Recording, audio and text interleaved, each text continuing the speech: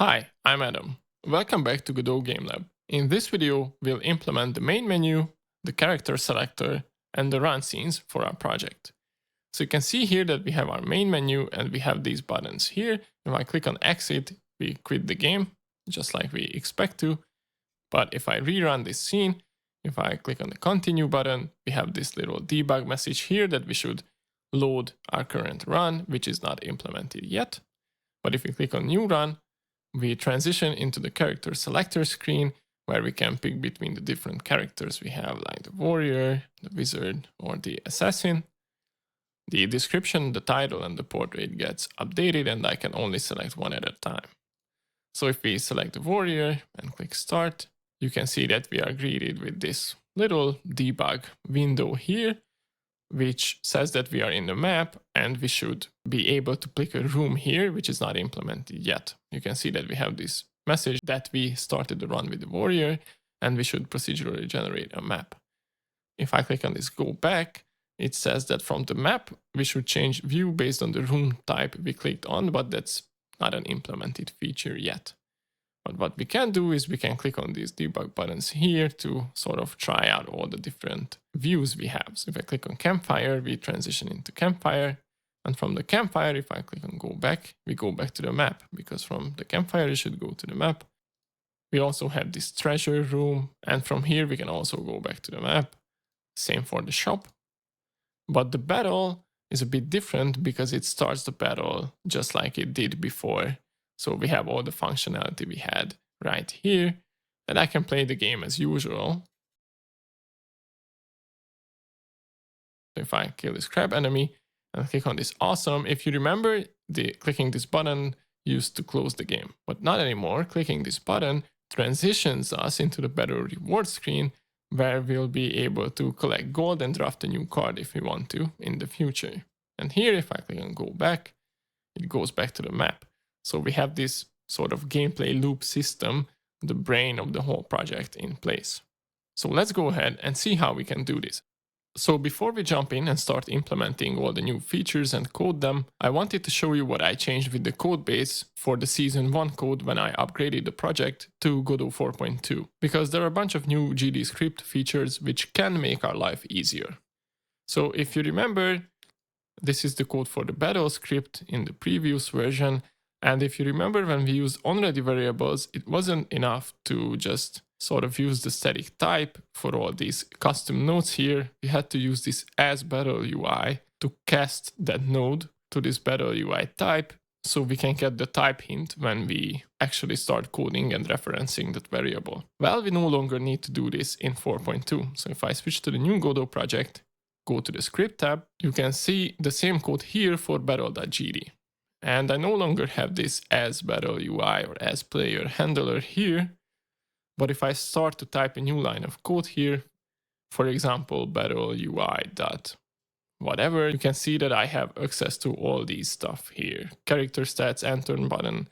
These are related to the battle UI itself, so we get the correct IntelliSense without even having to use this as keyword here.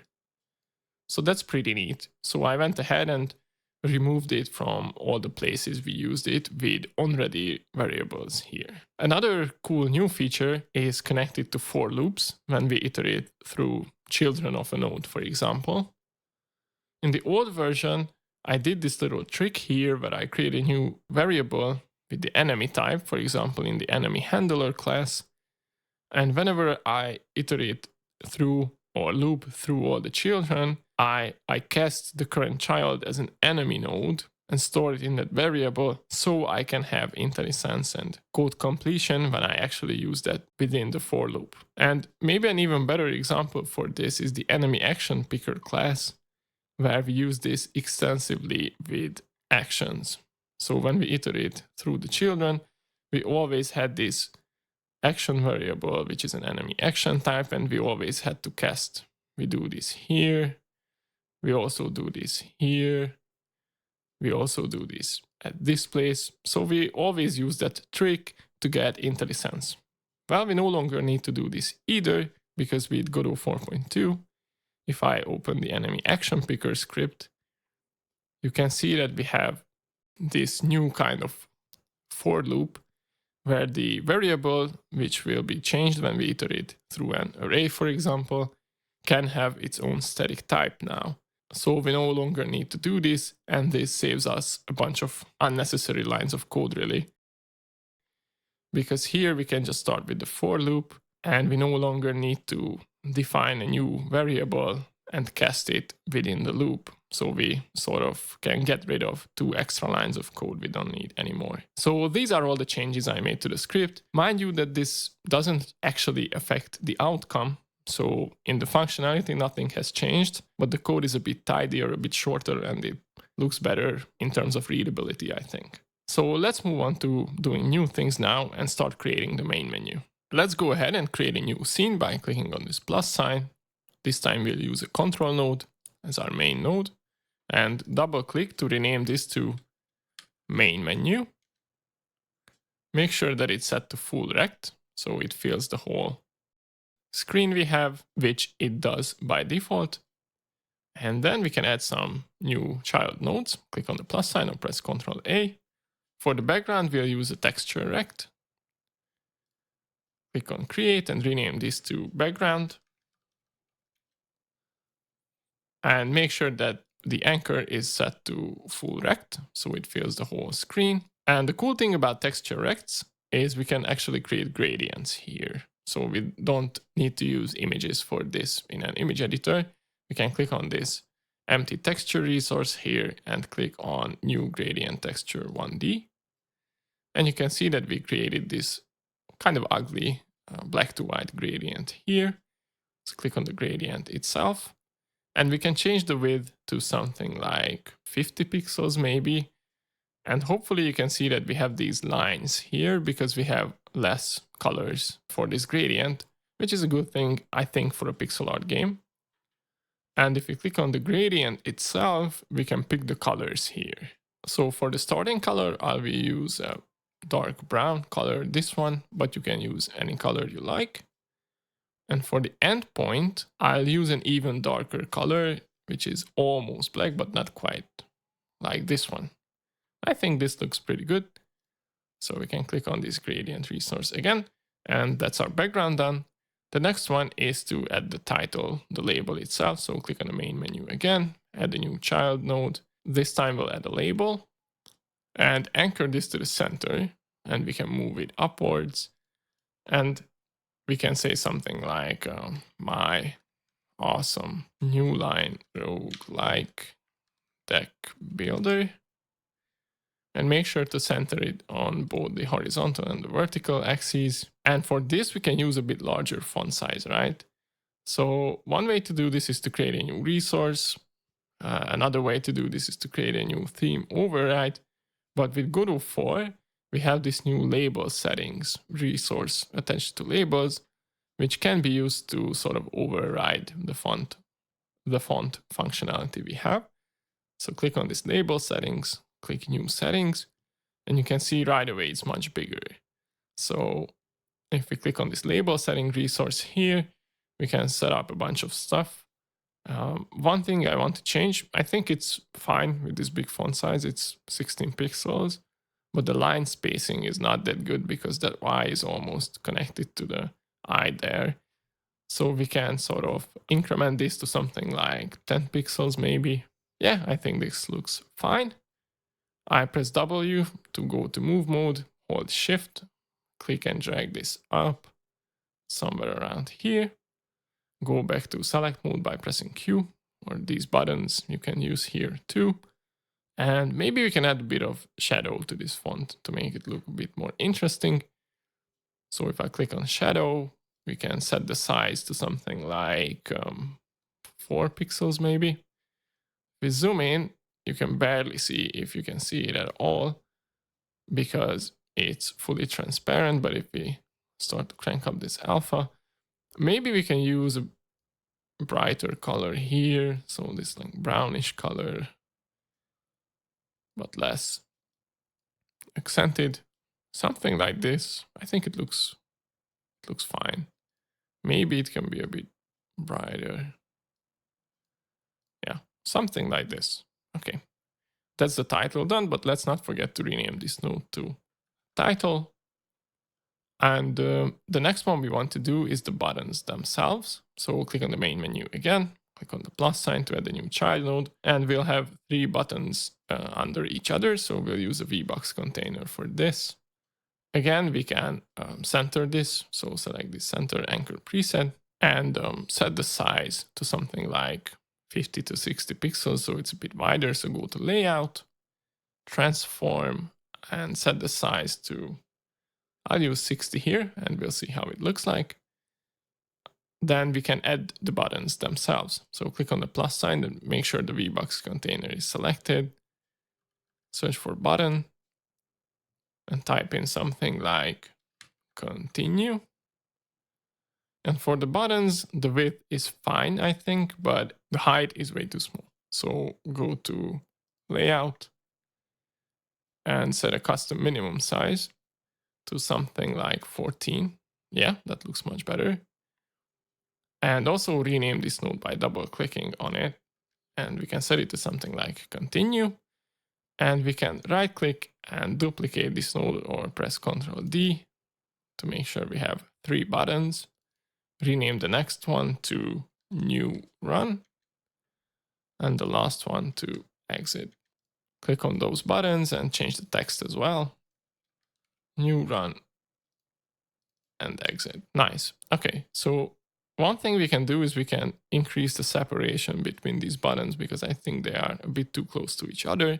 So if we go to the VBox container, search for the theme overrides, constants, and check this little separation property here and increment it to something like 6 or maybe even 8. Yeah, that looks fine.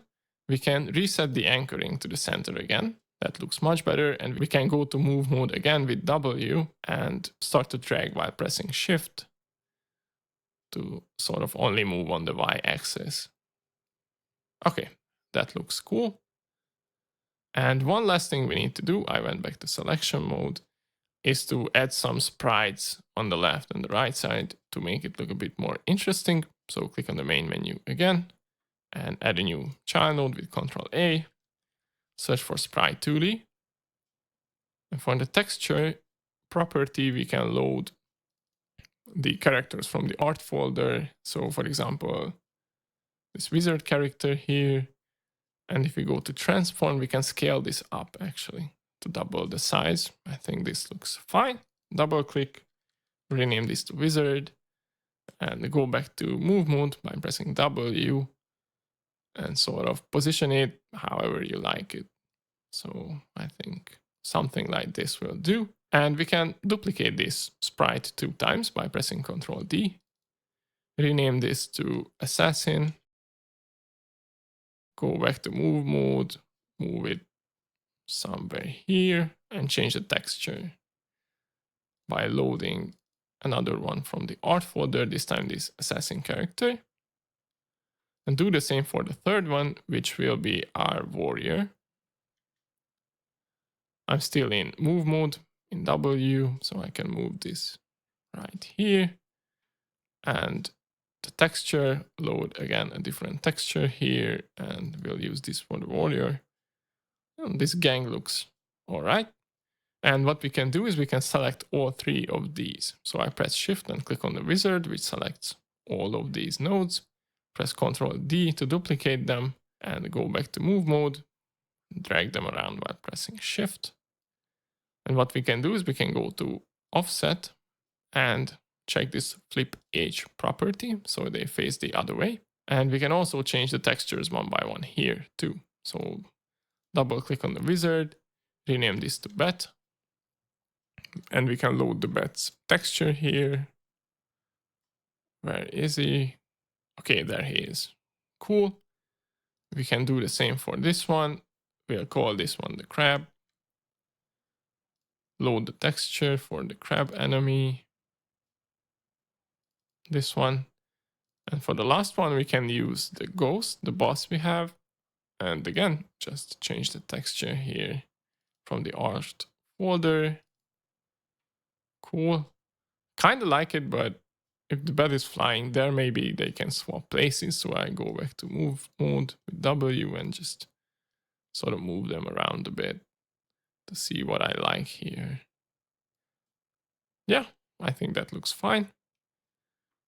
So it's time that we save our menu actually, because the scene is still unsaved. So I press Ctrl S to save the scene. Go to scenes, UI, and call this MainMenu.tscn. So we can move on to coding next, but before we do that, we'll right click this continue button and access it as a scene unique name, because we need to change its disabled property based on if we have a currently saved run or not later on.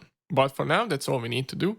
We can select the root node, the main menu, click on the attach script button, and we can select this object empty template to make sure that we have no auto-generated code here. And MainMenu.gd is perfectly fine. Click on create. And here we do it a bit differently than we used to do in season 1, because I got a lot of feedback with typos on the callback functions. So instead of the usual, I just paste the code and we go through it one by one. We sort of connect all the signals we need to from the editor and the inspector while we have this tab open here. So let's select the continue button first. Go to the node tab, make sure signals is selected, and double click on the pressed signal. We connect it to the main menu, and on continue pressed is a perfect name for this method, so click on connect.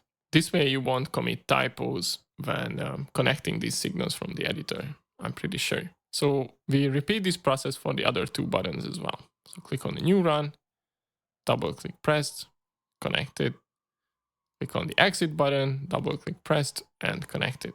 Nice. Now we can start coding. For now, this script will be super simple. First of all, we'll grab an onReady reference to our continue button variable, which we won't be using for now, but we need later on when we set its disabled property based on the save load system. What we need to do now is setting the scene tree's paused property to false on the ready callback. Why? Well, because if we lose the game, we show our BattleOverPanel, right? And when we show that panel, then we pause the game. And from there, we need to go back to this main menu in the future so we can start a new run. But if we leave that pause property true, then we won't be able to click the buttons or anything because the whole game will be paused. So we set it back to false here, because if I enter the main menu, there's no reason the game should be paused. And we also need to make sure that we actually do something in the button clicks, right?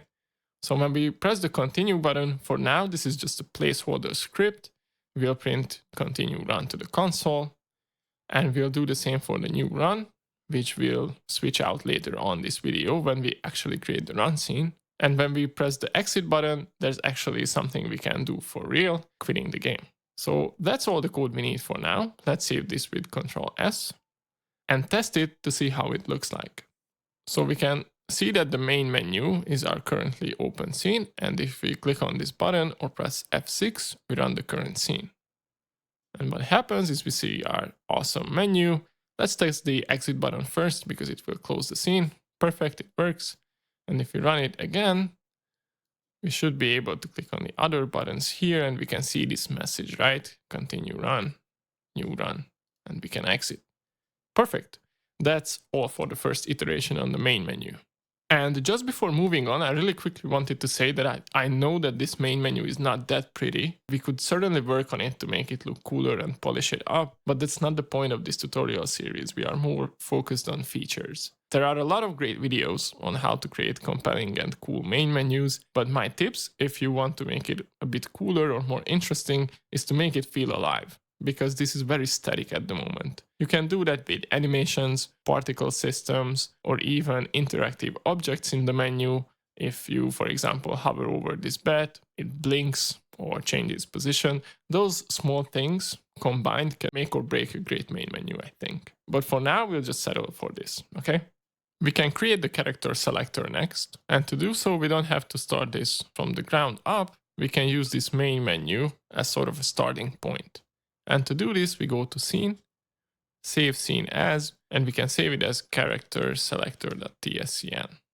Cool. So now we get rid of all the stuff we don't need, so we can delete the VBox container and all that junk we have here by shift-clicking the last one, pressing delete, and deleting all those nodes.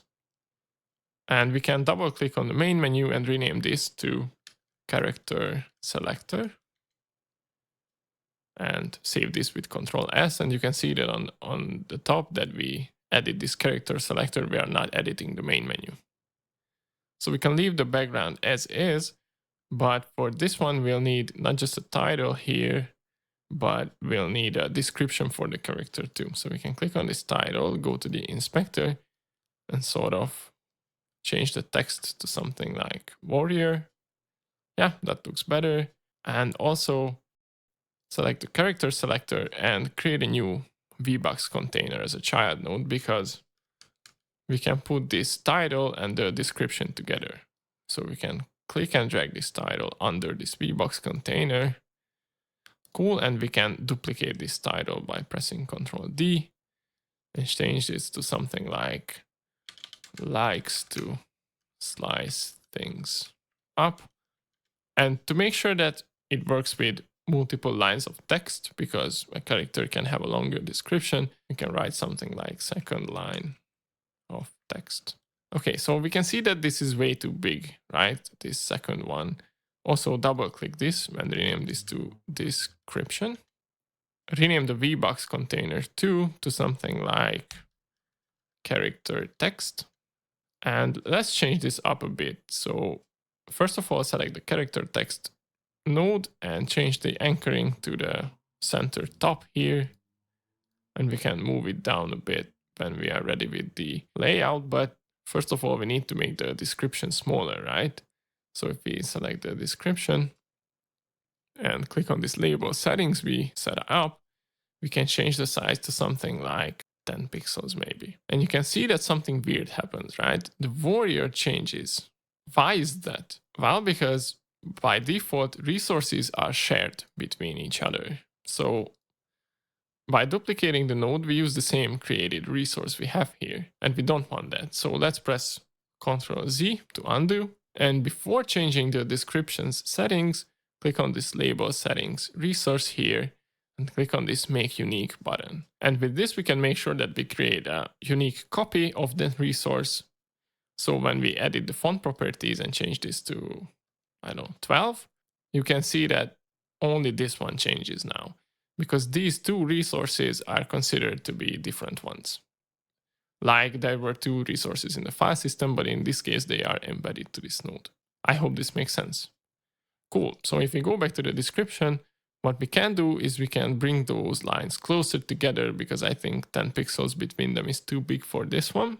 So let's see how 6 looks like. I like that a lot. That looks much better, I think. So one last thing to do with this text properties here is to make sure that we select both of those nodes, right click, and access them as scene unique names. So it will be easy to change the text here from code later on. And if we select this VBox container again, the character text, we can go into move mode by pressing W and move this down a bit so it's not sticking to the top of the screen. I think that looks great, actually. So we can create the portrait here next. So click on the character selector, the root node, add a new child with Ctrl A, and search for texture rect. Double click and rename this to character portrait. And we can change a bunch of settings here too. So make sure to set the layout to something like, I don't know, 60 by 60, for example. Yeah, that looks fine. Change the expand mode to ignore size and the stretch mode to keep aspect centered. So if we load the texture now, for example, the warrior's portrait, you can see that we have our guy here in a 60 by 60 square, and that looks pretty much ready to me. So let's change the anchoring here to the bottom left of the screen. Go into move mode by pressing W and move it a bit up. And we can also access it as a scene unique name to make sure that we can change the texture from code 2 when we select a different character here. Nice. We can add the start button next. So we'll select the character selector, the root node, click on the plus sign, search for button, double click and rename this to start button. Change the text to start. Well, we can change the size of this button because it looks a bit weird. Go to layout, and change not the minimum size. We don't need to set minimum size here because this button is not a part of any container really. So we can just go to transform and set the size to maybe 50 by 14. Yeah, that looks all right to me. Click on the anchoring, set it to the bottom right of the screen, go into move mode by pressing W and move it a bit, maybe like this. Cool. And the last sort of thing we need is to create a group of buttons which we can use to toggle between the different characters, right? And these buttons will be stacked horizontally. So if we select the character selector, we can add a new child by pressing Ctrl A, search for HBox container.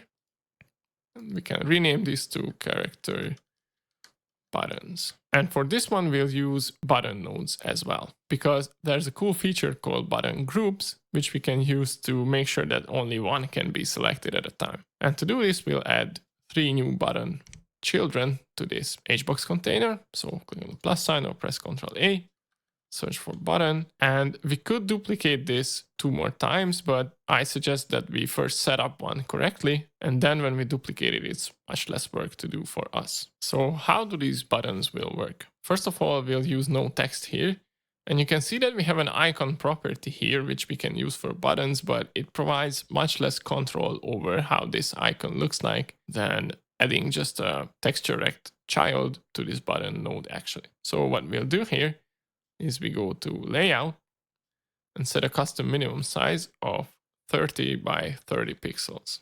You can see that no matter I set it to 30, it's a bit taller. It should be a square.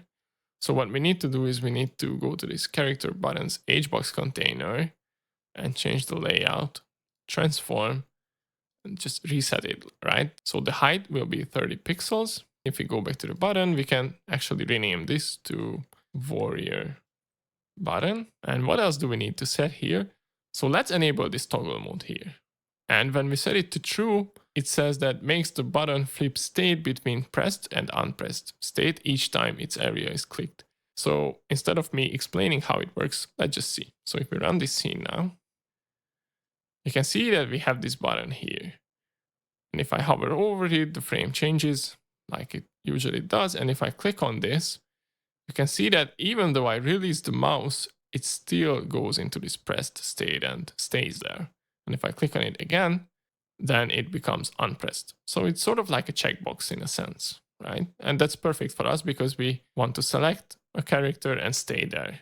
And if I click on it again, it should be unselected, but I won't be able to do this because when we combine 3 of these buttons together, they will form what is called a button group. So what we do here is under this button group, we click on new button group. And we'll use this new button group to make sure that one of the characters is always selected, right? But we are still missing the icon here to indicate which character we're picking here. So what we can do is with this warrior button selected, add a new child here, a texture rect, namely. We can rename this to something like icon and change the layout to make sure it's under the transform to make sure it's 20 by 20. And the expand mode can be set into ignore size, a stretch mode to keep aspect centered. And we can load the texture. For the warrior character, I will use this double-edged X here. And we can make sure that it's centered in the button. So if we click on the anchor presets, we can set it to center. Cool. So we have our warrior button, which is fully functional. And now we can duplicate this 2 times. So with the warrior button selected, press Ctrl D or right click and duplicate it again. We can call this one the wizard button and also change the icon. Let's not forget to change the icon here. Click on load. For this one, we can use this staff maybe. And the last one will be the assassin button. And for the assassin, we can use another icon. For example, I don't know, this knife maybe. Cool.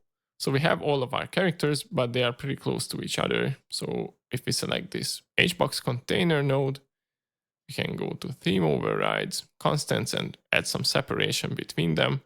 Maybe 10 pixels, even more actually, maybe 15 pixels.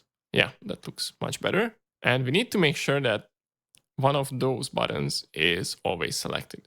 So if we select the warrior button, this is the first one. Make sure to check the button pressed property, and you can see that the border changes because it goes into this pressed state. We also need to make sure that if we select all of those buttons, you can see that we have the same button group resource attached to them, but not for the start button. If we take a look at the start button, you can see that the button group property is empty.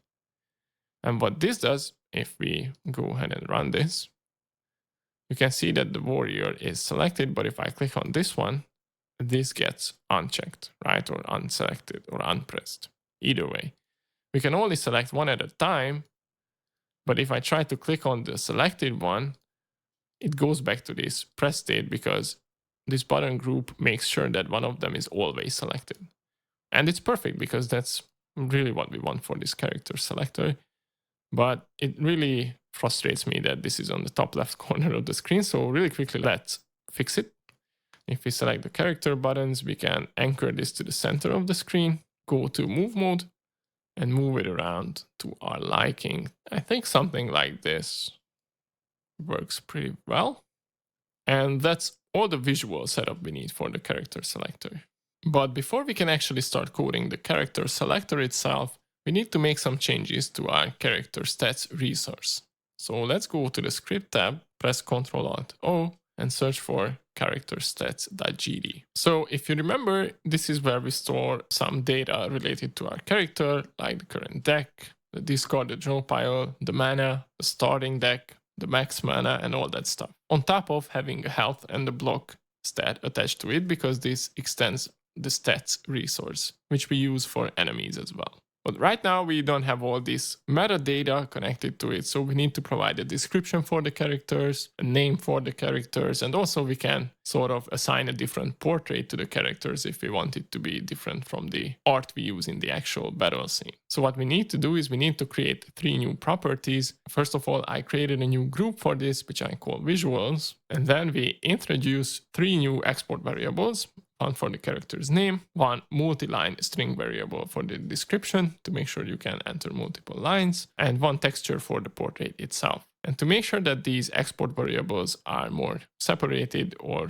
categorized, I call the other one, which we already had, the starting deck, the cards per turn, and the max mana, something like gameplay data. So we know that this is gameplay related stuff, and we know that the other one is for character selection or visuals. Cool. So that's all the changes we need. Press Ctrl S to save this, but we also need to create those new characters and fill out these new properties for the warrior too. So let's go back to 2D view. And if I go back to select mode, you can see I have my file system doc here, and we can go under characters, and we have this warrior folder here. And if I expand it, we have this warrior.tres. Double click on this, and you can see that we have 2 new groups here under character stats in the inspector panel. And if we expand those, you can see that the gameplay data is already filled out because we already had those, but we need to provide all the visuals we have here. So the character name will be warrior. The description, I kind of like that, likes to slice things. Maybe just slice things. Yeah, so this will be the description for the warrior. And for the portrait, we can use the same we have for the art actually. So probably the easiest way to do it is to start dragging this one and drag it up here too. Cool. So I press Ctrl S to save this, and we need to create the other 2 characters as well. So if I right click on the characters folder, we can create a new folder. We can call this the wizard. And while we're here, we can create another folder and call it the assassin. Nice. For the wizard, right click the wizard folder, create new resource, search for character stats, and save this as wizard.tres. If we expand the folder, we'll have this new resource here, double click this, and we can fill out all the data necessary. So the character's name will be wizard, and we can say something like years of wisdom and recurring back pain. That sounds funny. We can load a portrait for the wizard too. We'll use this one. We can assign this as an art as well. Set the max health to something like, 27. Cards per turn to 3, which is really low, but will work for now. The max mana to 4 maybe. And for the starting deck, we can load the same one we have for the warrior, because again, you can just create a new starting deck or card pile resource, which you can assign to it. And I encourage you to create new cards for the different characters, but to spare your time, I'll use the warrior cards for all the different characters in the game. Right, so we have everything set up for the wizard. We can save this with Control S and do the same for the assassin. So right click on the folder, create new resource, CharacterStats, call this assassin.tres. Expand the folder, double click this, expand the groups. The character's name will be assassin. The description can be something like sneaky little boy. For the portrait, we can load this kind of punk looking character here. Also load the starting deck from the warriors. Again, you can experiment on your own if you want to. Set the cards per turn to something like 5, the max mana to something 3 as well, and change the max HUD to something lower because assassins are more fragile. So we have all the different characters set up. Now we can actually start creating the character selector's logic itself. And the first thing we'll do here is we select the character selector, the root node, and click on this X to detach the script. Because if you click on this script, this is the main menu script because we use the save as feature. And this is why we had an error message, by the way, when we ran this character selector, because it said that there's no node called %continue. And that's right, we have no node like this here because this is the main menu script. And we don't want that to be attached to our character selector. So if I go back to 2D view, we can detach this script and attach a new one. So this time we'll create character selector.gd, press create, and we have this empty script here. And just like before, we'll connect the buttons pressed signals to this script. So select the start button first, go to node, signals, and double click the pressed signal and connect it to this script. And do the same for all the character buttons, the warrior button, the wizard button, and the assassin button as well. Cool. Now we can actually start coding. So how do we code this character selector? First of all, we'll need to grab all the character stats resources we have. So we'll do this by creating 3 constants called assassin stats, warrior stats, and wizard stats. We'll need 3 already variables to the title, the description, and the character portrait nodes because we'll have to change them when we switch to a new character. We'll also have a member variable called current character, which is a character stats resource, and we'll have a custom setter function for this. And in the ready callback, we actually want to call this setter function and set the current character to the warrior because that's the first one. That's the first button, right? How does this setter function looks like? First of all, we'll change the current character variable to the new character we have here. Then we need to do 3 changes, change the title, change the description, and change the character portrait's texture based on the values we have in the character stats resource. Then, when we press the start button, we'll just print out a debug statement and say that we should start a new run with the current character we have. And when we click on those individual buttons from the button group, the only thing we need to do is to change the current character, either to the warrior stats, to the wizard stats, or the assassin stats. And that's all the code we need for the character selector. Pretty simple, right? So go ahead and save this with Control S, and we can test it right away. So if we run the current scene, you can see that we have this description updated because we have, if we go back to 2D view, you see that we have 2 lines of text here, so it changes accordingly because we said that in the ready callback we should set the current character to our warrior. And indeed, if I press the start button right away, it says that start a new run with the warrior. Cool. And if I click on the other ones, we update everything. Years of wisdom and recurring back pain, wizard, we have the portrait here, and we can switch back and forth between them. And no matter how many times I click, when I click start, we always have the current character set according to the selected button. And that's all we really need from this character selector screen for now. Pretty cool, huh? So before we start creating the run scene, there's one last thing we can do, and it's hooking this character selector up in the main menu, right? Because if we click on the new run button, Now we only have a debug print message that we should start a new run. But starting a new run actually starts with selecting a character. So from the main menu, we need to change the scene to this character selector. So why don't we do this? Go back to the script tab and press Ctrl+Alt+O and search for MainMenu.gd. And here we need to do two things. It's pretty simple. So first of all, we have a constant for the character selector screen, which we preload from the file system. And then what we do is when we press the new run button, instead of printing this message, we'll call getTree.changeScene to pegged and reference this character selector screen. And that's all there is to it. So if we save this script and go to our main menu here and run this current scene, if I press the continue button, it still prints out continue run. But if I click on the new run button, we are immediately greeted with our character selector screen and everything works perfectly fine.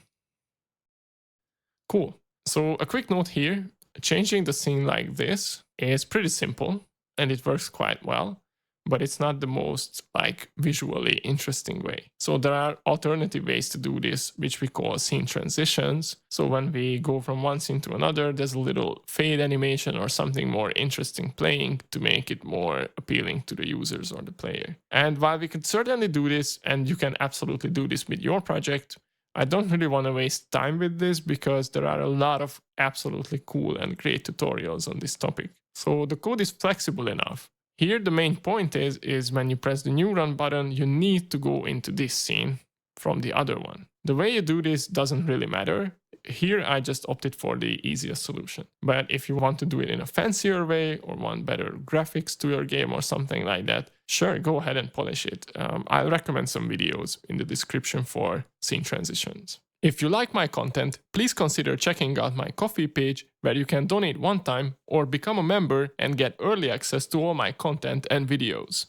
So next up we'll create the run scene, which is, as we discussed in the architecture or the introduction video, is sort of the brain of the whole operation. It's a really central piece of the whole game. So before we can do that, we actually need to do a bunch of preparation stuff first. First of all, we need to add a bunch of new events to the game, to our event bus. So press Ctrl+Alt+O and search for events.gd. And here at the bottom, we need to add a new signal when we won the battle to make sure that the run scene can be notified that we won the battle, and we need to transition into a battle rewards view from there. Then we'll have map related events. For now, we only have one signal called map exited. We'll have shop related events.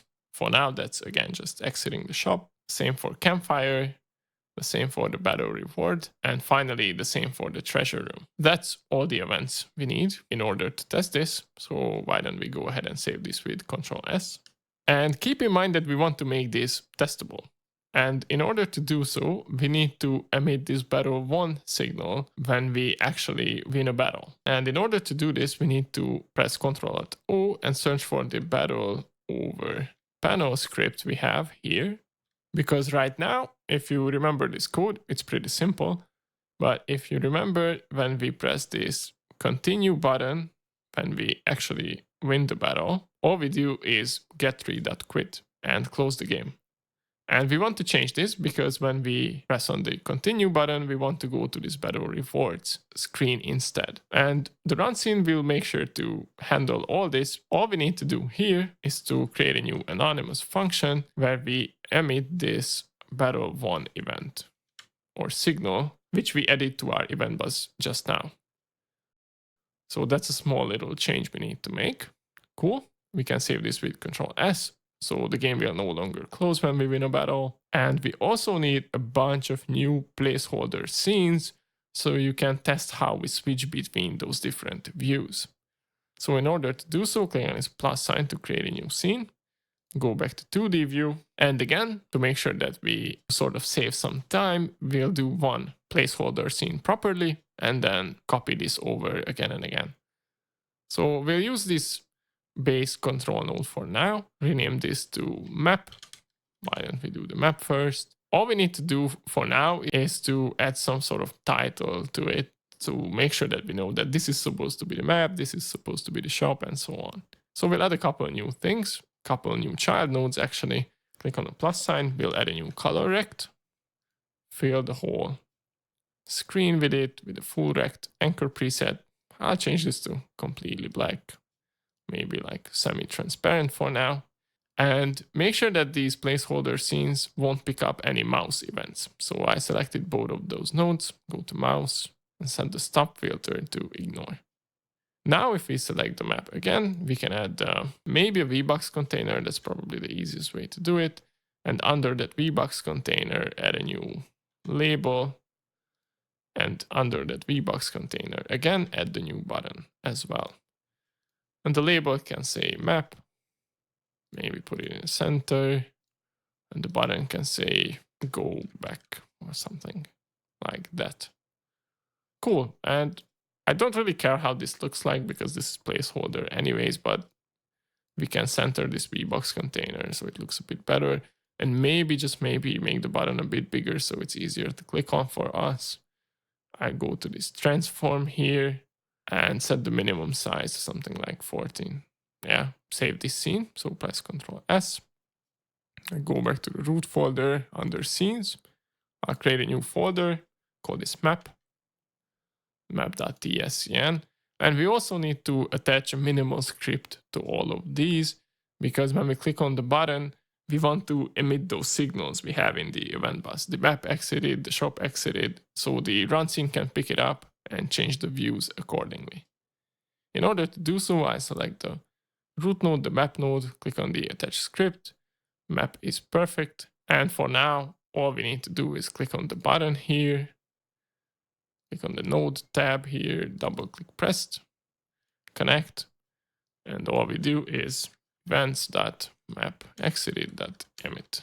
So all of our placeholder scripts and scenes will look like this. Save this with Ctrl S.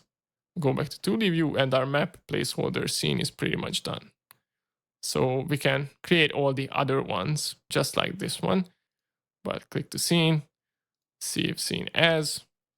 We go back one level, create a new folder, call this shop. Call this shop.tscn. We can walk through one to make sure that you know what to change. We can double click and rename this to shop. Change the title from map to shop so we know where we're at. And also we need to detach the maps script and create a new one called shop.gd. And here, if we select the button under the node tab, we can disconnect this signal by right-clicking on it and selecting disconnect. Double click it again and make sure that it's connected to our shop script, which we just created, and do events.shopExited.emit. Awesome. Save this with Ctrl S and repeat this process for all the other ones. So I'll probably speed this up.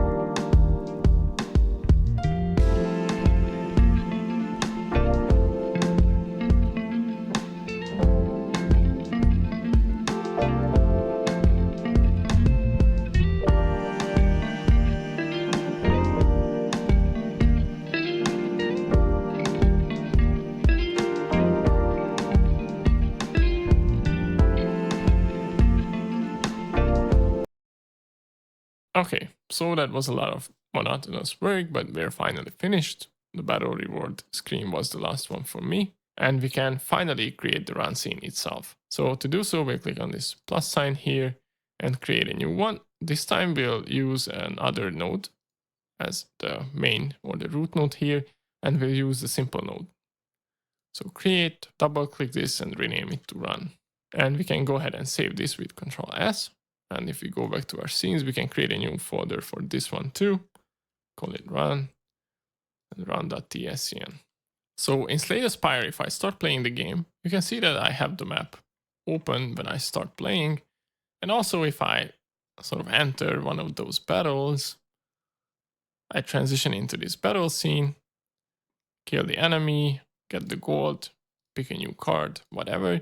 And we go back to this map scene, right? So the map itself is also sort of a central point of the whole game, and it makes no sense that we keep transitioning back and forth between the map.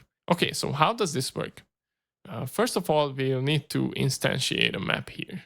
So click on this instantiate child scene and search for map.tscn, because we don't ever really need to get rid of the map. We can just render everything else on top of the map, because we sort of always come back to the map anyways, right? So we don't need to hide it or change it anytime. What we do instead is we select the root node again, add a new child, add a new node, and rename this to current view. And this one will be where we attach our view we have when we interact with the map. Let me give you an example. So if we start a battle, for example, we'll instantiate a battle under current view, which will be rendered on top of the map, so we can go into the battle mode. When we win the battle, we delete that battle under current view and instantiate a battle reward view, right? And when we collect the rewards, we can delete that battle reward from the current view too. And since there's no current view here, we'll see the map. I hope that it makes sense. I think it's a pretty elegant solution to this. And in order to test this, we can create some debugging buttons here to make sure that we can actually go and switch between those different contexts, because we have no map yet to navigate through. So what we do instead is we select the run node, the root node, and add a new child. And we'll add a VBox container to this. Double click this and rename this to something like debug buttons. And change its anchor preset to left wide this time to make sure that it runs through the whole left side of the screen. And under this debug buttons, we can add a bunch of new buttons for all these little scenes, these different scenes we have. So we can call the first one map button, and the text can be something like map. It's enough. We don't need to, again, we don't need to format this in any way. These are just debugging buttons. It doesn't matter how they look like, but we need to duplicate this 5 times. So I press Ctrl D to duplicate 1, 2, 3, 4, 5 times. And we can rename this one to battle button. The next one to shop button. Then we have the treasure button. We'll have a rewards button. And we'll also have a campfire button. And again, we can change the texts to make sure that we know which button we're pressing. You can say rewards. You can zoom in so you see better. Treasure, shop, and battle. Cool. So we have our debug buttons, and we, again, just if we want to move things around, we can make sure that we select all of these by shift clicking the last one with the first one selected, right click, and access as scene unique names. So we can reach them wherever they are in the scene hierarchy. And we can save the run scene. And for now, that's all the setup we need. We'll expand on this quite a bit in the future, but as a first pass, it's perfect. We can move on to actually coding this run scene. So click on our root node here, click on attach script, run.gd is perfectly fine. So let's see how we can code this logic.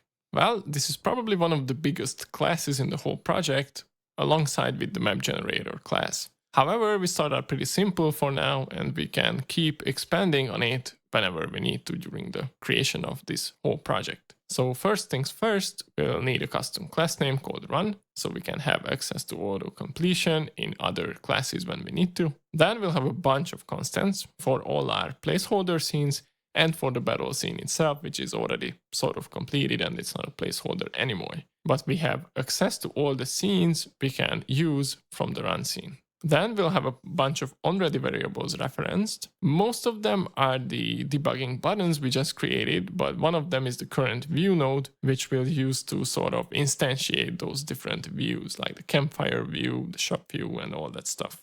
We'll also have a member variable called character, which is a CharacterStats resource, and this is to make sure that we can keep track of the character stats we have throughout the whole run. In the ready function, we'll have this little placeholder code to make it testable for now, which says that if we don't have a character set up yet, then what we can do is we can load the warriors resource, create an instance of it, and start a new run, whatever that means, right? So what does it mean, starting a new run? Starting a new run means setting up the event connections, which we'll do in a separate function. And what I mean by event connections is, like, for example, if we get notified that a battle has been won, the run knows that from a run, we need to transition into a battle rewards screen. So these are the connections we need to establish between the different events happening, right? And what we also need to do in the future when we start a run is to procedurally generate a new map, because starting a run means we need a new map. Loading a run means we need the map that we already generated previously. But we don't need to worry about this for now. We'll also have a utility function called changeView, which takes a pegged scene as a parameter. And what it does is it checks if the current view has a child or not. And if it has a child, then we need to delete that child because we're going to replace it with another view, right? So think about the example for the battle scene, right? Because if we are in a battle scene is instantiated under this current view node, and we need to delete that node and instantiate a battle reward scene instead of that, right? So this is how we can do the transition. It starts by deleting the previous one. Then we set the scene tree's pause property to false. For the same reason we do it in the main menu, right? Because the battle over screen can pause the game. And when we go to the battle rewards screen, we don't want the game to be paused anymore, because then we wouldn't be able to click on those buttons for gaining the gold or drafting a new card and so on. And also we need to instantiate the scene we want to view next and add it as a child to the current view node. And that's all there is to it, to switching out those scenes really. And we also have this setup event connections function we need to do to make sure that we can transition between those different views. So these are the definitions of what we need to do. So for example, if we get a battle 1 event, we need to connect the changeView function and we bind the battle reward scene as a parameter to that changeView function. And we do the same for the other ones. So from the battle reward screen, the campfire screen, the shop screen, and the treasure room screen, we always transition back into the map, right? And for the map exited, we'll just have a placeholder function here, because what do you think we need to do when we exit the map? Well, we need to enter another room, right? For example, go to a campfire or go to a shop based on what I clicked on. We'll only implement this later. So for now, we'll just have a placeholder function here. And on top of that, in order to debug this and make sure it works, we need to connect the debugging buttons pressed signal to changing those views too. So for example, if I press on the battle button on the left side of the screen on those debug buttons, I need to change the view to a battle scene. So you can see that these are corresponding to each other. So when I press the map button, I want to change the view to the map scene. From the rewards button, I want to change it to the battle reward scene, and so on. And last but not least, we have this little placeholder function here, which we talked about. So when I exit the map, all we do for now is print out the debug message that from the map, we should change the view based on the room type we clicked on, but we don't have access to this information yet. So that's all the code we need for now. Let's save this with Control S. So let's test this, if it works or not, right? Click on make sure that the run scene is selected as the current one, and click on the run current scene button here. So you can see that we have our map by default, and you can see that we have this to do procedurally generate a map message here. If I click on the go back button in the map, we'll have the message that from the map, change view based on the room type. And we'll do this later on. Let's test the other buttons. If I click on the campfire, I go to this campfire here. And if I click on back, we go back to the map. Perfect. If I click on the rewards, click on go back, we go back to the map. From the treasure, we also can go back to the map. And from the shop, we can also go back to the map. Cool. And what we can also do is we can go to a battle, right? And you can see that we have all the code and functionality we had before, and I can play the game just like I have played it before. So if we play out this battle, we can also test if the battle rewards transition is working or not. So we can sort of quickly play out this battle, kill this crab enemy. And if I click on this awesome button, I should no longer quit the game, but instead you can see that we transition into this battle reward screen, which is still a placeholder thing, but the logic is there, right? So we have this loop, and if let's imagine I collected my rewards here, just like you saw in the introduction video, and if I click on go back, you can see that I go back to the map. So we close this kind of gameplay loop here. All we need to do, and this is no small feat, is to replace those placeholder functionalities one by one and implement the map, implement the shop, the treasure, and all that good stuff. But the brain is there, right? You can see that we can switch between those and everything's working fine. Cool. But there's still one thing left to do, and it's hooking up this run scene with the character selector, right?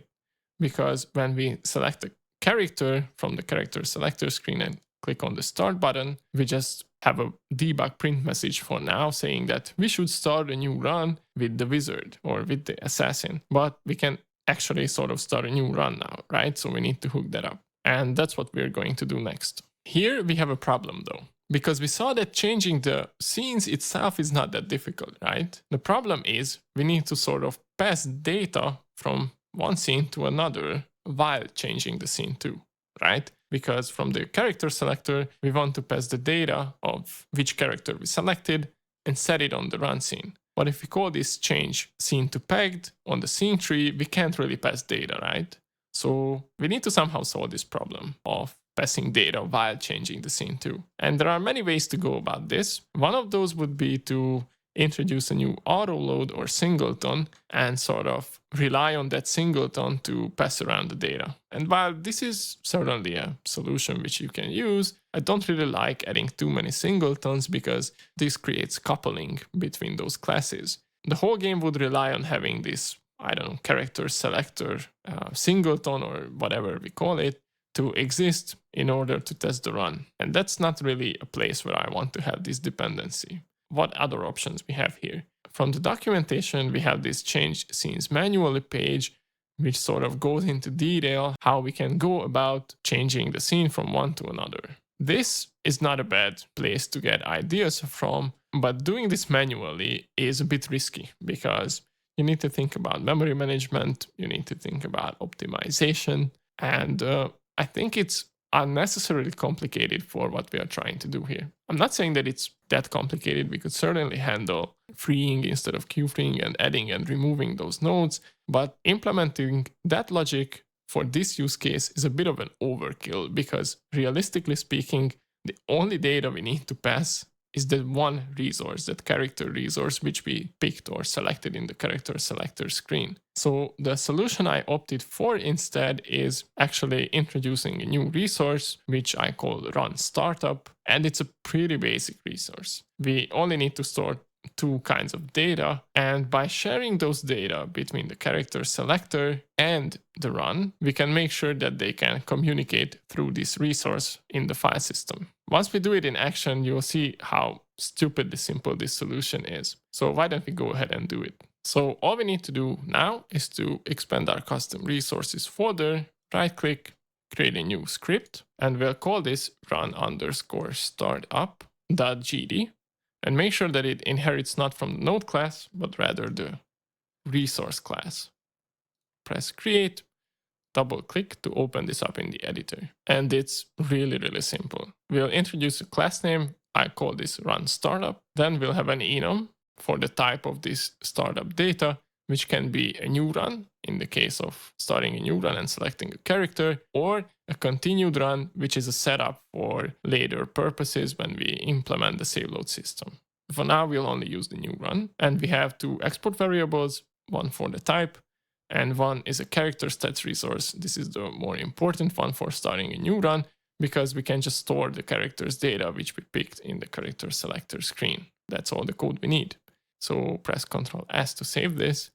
And what we also need to do is to go back to 2D view and create one such resource. So we can collapse the custom resources folder, go to scenes, go to the run folder, right click this and create a new resource. Search for RunStartup, which is the resource we created just now. And we can call this run_startup because we won't create another one of these resources. We could create another resource, but it only makes sense for testing purposes.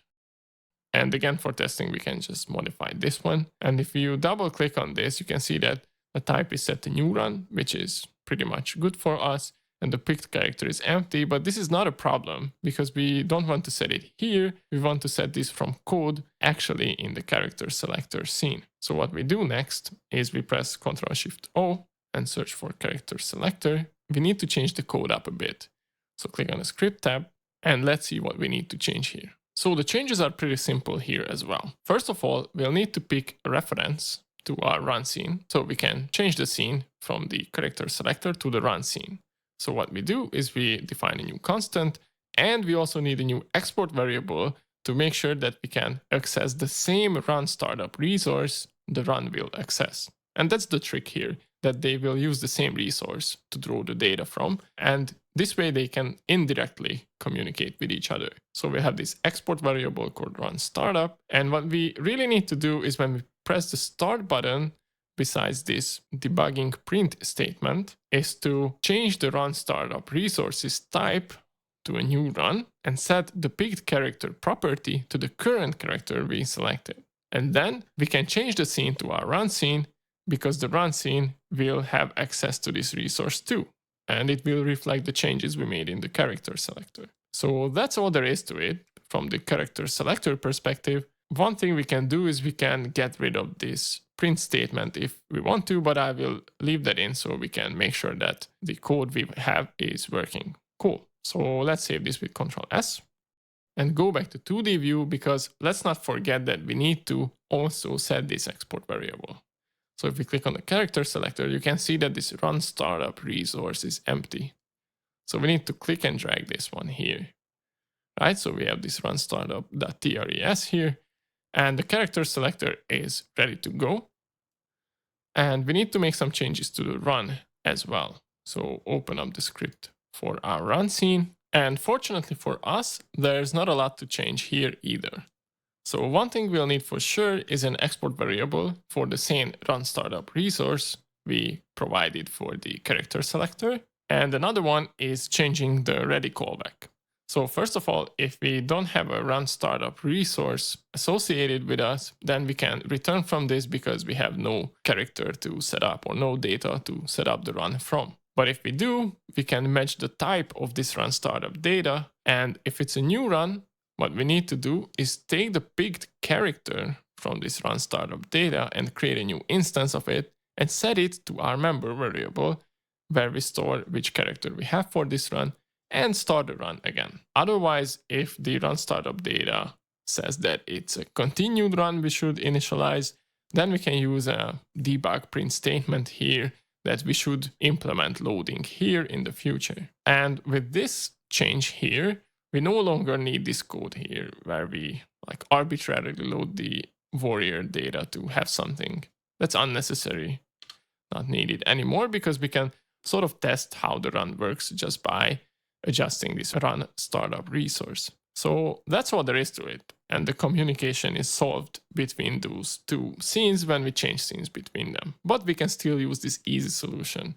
I think this solution feels a bit dirty, but I think it's still better than using an auto load for sure, and much, much easier to implement than manual scene deleting and adding and reloading. So let's save this with Ctrl+S. And also let's not forget to set the export variable for the run scene too. So go back to 2D view, make sure you select the run node, the root node, and you can see that this RunStartup resource here is empty. But what we do here is we drag and drop the same resource. And this way, when we actually use the character selector, we'll have access to the character data. So that's the final thing we wanted to do. The only thing remaining is actually testing this out.